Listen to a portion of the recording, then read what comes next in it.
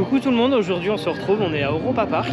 On est venu pour la saison de Ouais, Noël. d'hiver, de Noël. Le winter. Alors Europa Park, c'est un parc où on vient déjà de base. C'est un parc qu'on connaît bien, on va dire. C'est mon parc de naissance. De naissance, pas de naissance. C'est mon parc d'enfance. Elle est née ici.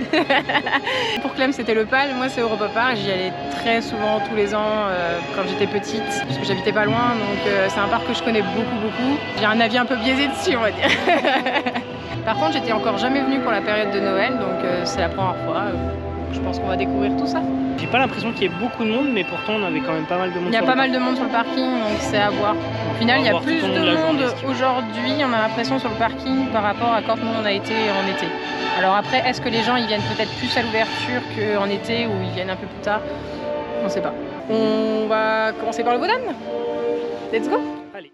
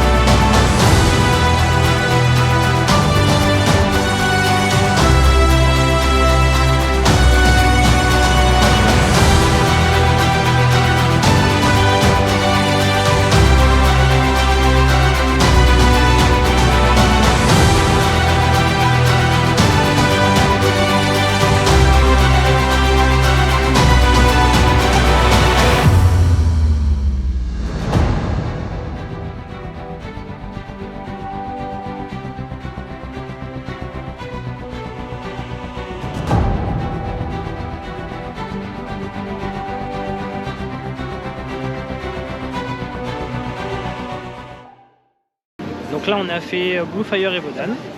Le Wodan, il est toujours aussi bon. On a profité, vu que c'était le matin, de le faire en first line, parce qu'on l'avait encore jamais fait en first line. Ouais. Et franchement, la première drop, elle est vraiment trop en first line. Ouais, elle rend hyper bien. Je trouve vraiment toujours aussi bon ce coaster. Après Blue Fire, on l'a fait tellement de fois. Blue Fire, en fait, j'avais été hyper... Il y a moins de sensations que les premières fois, c'est sûr.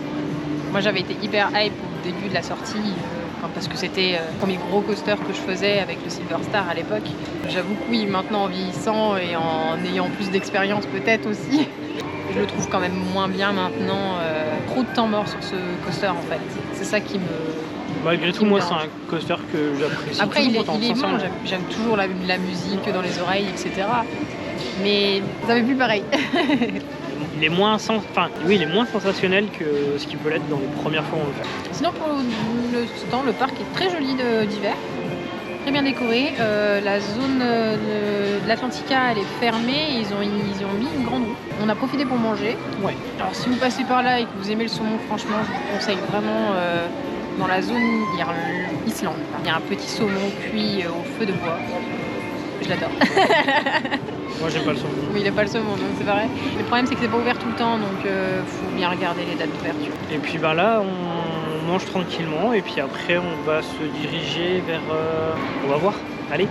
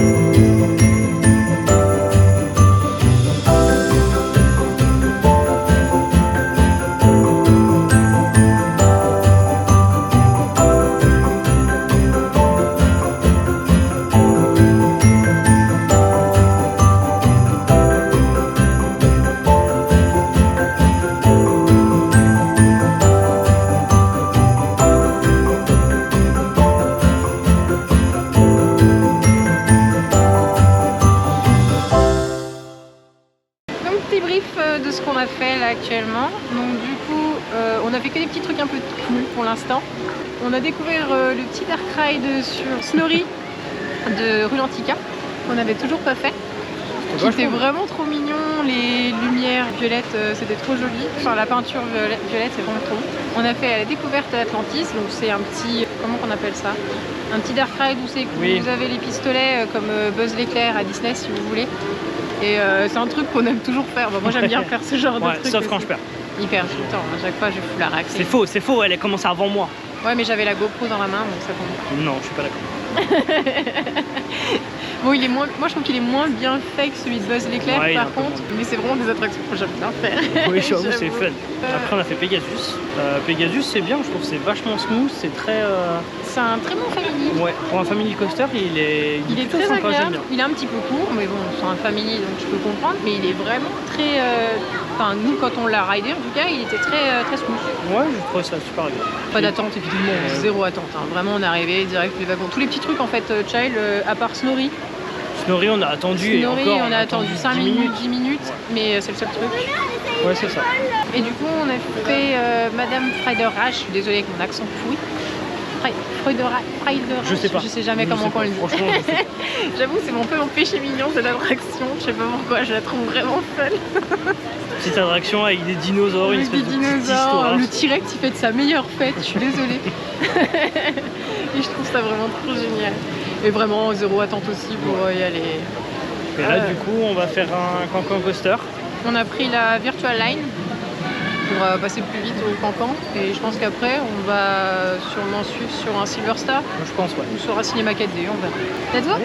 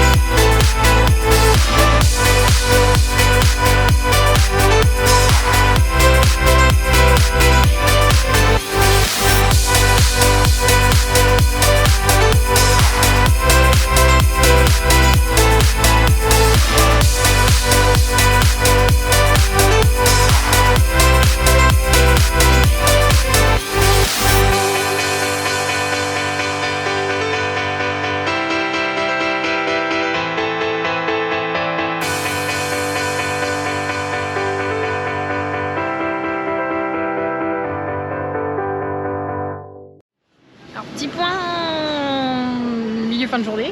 Ouais, presque fin de journée, il est 16h. Du coup, ce qu'on a fait, on a quand même fait pas mal de choses au final. Ouais. Au final, on se rend compte que les files d'attente sont vraiment très agréables. Il n'y a pas énormément d'attente. Ouais, on avait très calme et tout.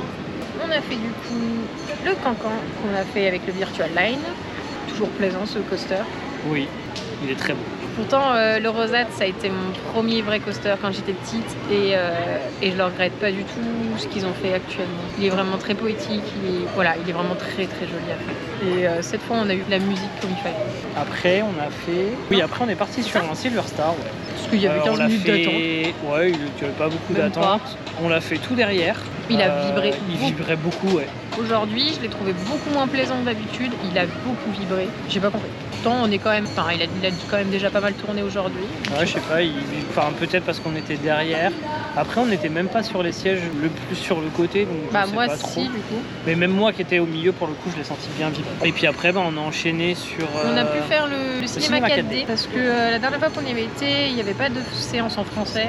Nous, l'allemand, ça fait un peu deux. Du coup, là, on était contents. On a pu faire la séance en français. La 3D était hyper cool.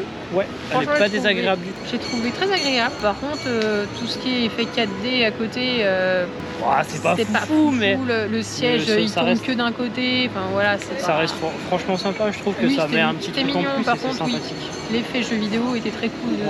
Je sais pas si vous avez vu le film exactement, mais je trouvais qu'il y a un effet jeu vidéo qui est vraiment très sympa dedans. Et du coup, là, on sort tout juste de le Cancan Coaster, mais de façon un petit peu différente parce qu'on a pris la VR. Très surpris du prix. 6 €, c'est Enfin, c'est ultra raisonnable, vraiment. 6 € par personne.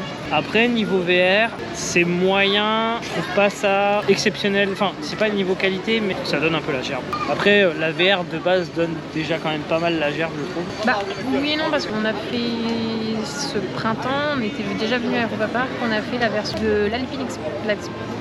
Si, de l'Alpine Express. Et je trouvais ça. Ouais, après, c'est moins.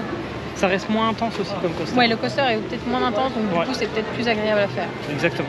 Mais du coup c'est pas la même histoire du tout, c'est sur plutôt Valériane. Ça reste assez sympa. Et là on a carrément la file d'attente où on est immergé dedans, donc on monte en fait dans le coaster avec déjà le casque VR, donc déjà c'est un peu casse-gueule.